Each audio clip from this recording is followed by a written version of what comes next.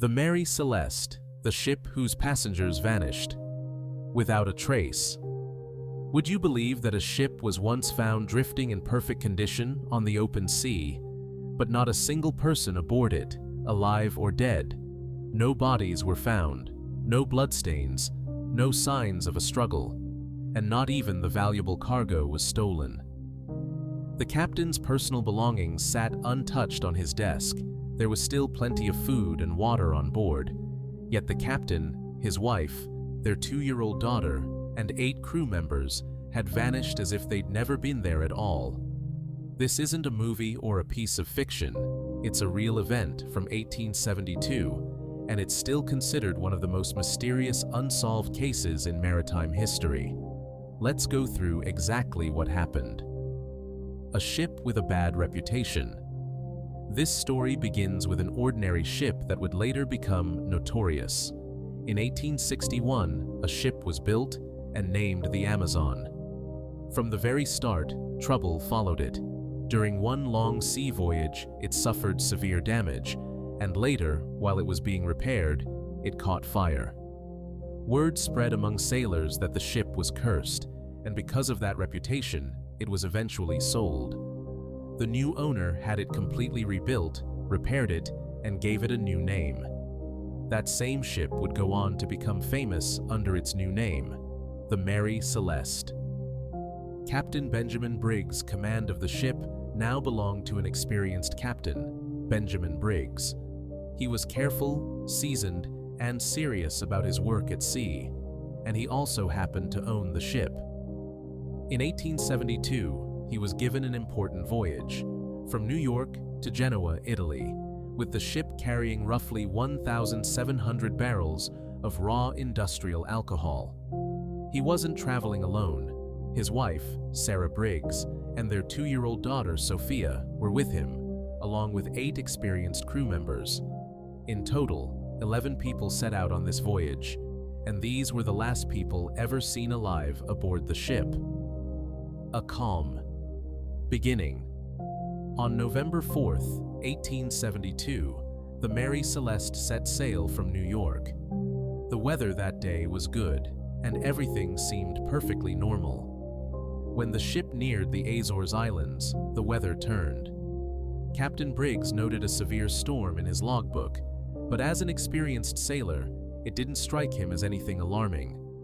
Around the same time, another ship, the Dei Gratia, was sailing the same route. Its captain, David Morehouse, already knew Captain Briggs. The two had met in New York before setting sail. At that point, no one had any idea that this ordinary voyage was about to become a historic mystery.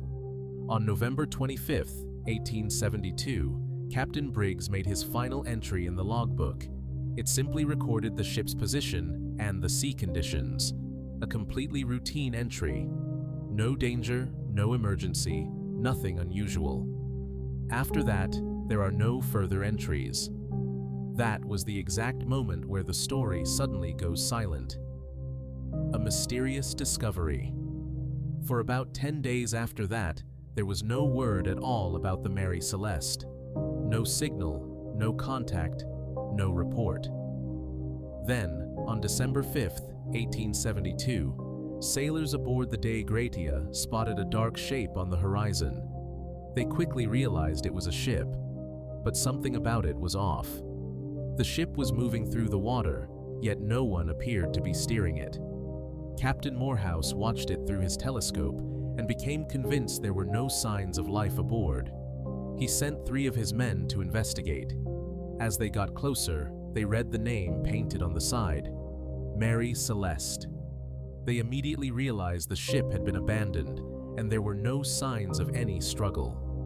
What they found below deck was even stranger.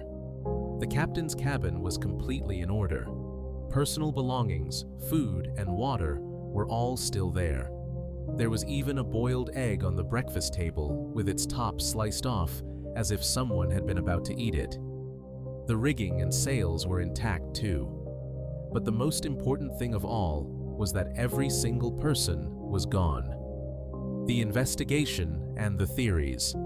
The 3 sailors quickly returned to report to their captain, and Morehouse concluded that the 11 people aboard had abandoned ship. But the question was, why and how? He ordered the ship taken to the nearest port, Gibraltar. Since Gibraltar was under British control at the time, British officials took charge of the Mary Celeste and launched a formal investigation. Investigators considered several theories. First came piracy, but that was quickly ruled out since the valuable cargo was still aboard.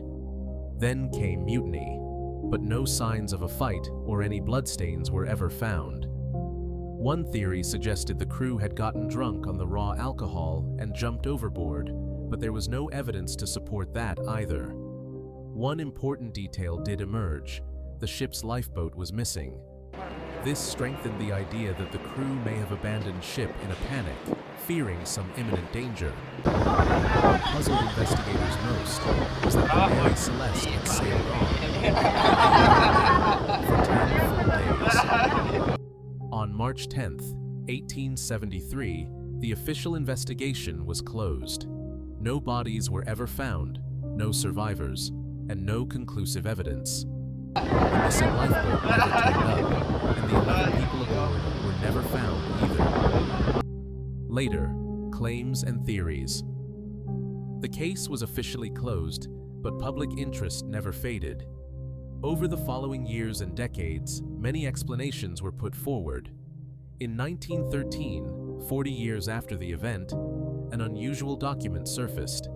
It was written by a man named Abel Fosdyke, who claimed to know exactly what had happened. According to Fosdyke, he had been an unregistered passenger aboard the Mary Celeste.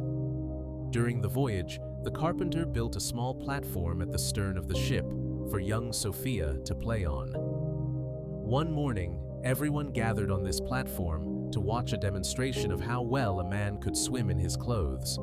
Under their combined weight, the platform collapsed, and everyone fell into the sea. Sharks appeared and killed everyone except Fosdyke, who managed to survive by clinging to the wreckage of the platform and eventually washed up on the coast of Africa. The story was considered fascinating, but it left one big question unanswered. Why had Fosdyke stayed silent for so many years?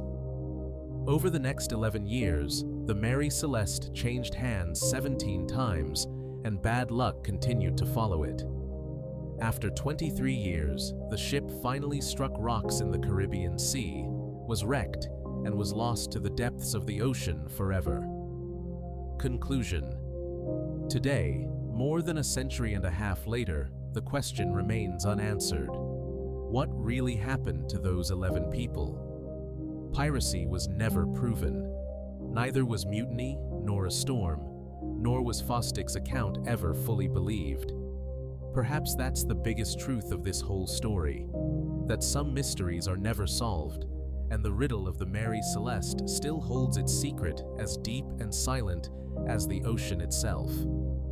If you have your own theory about what really happened, let us know in the comments below.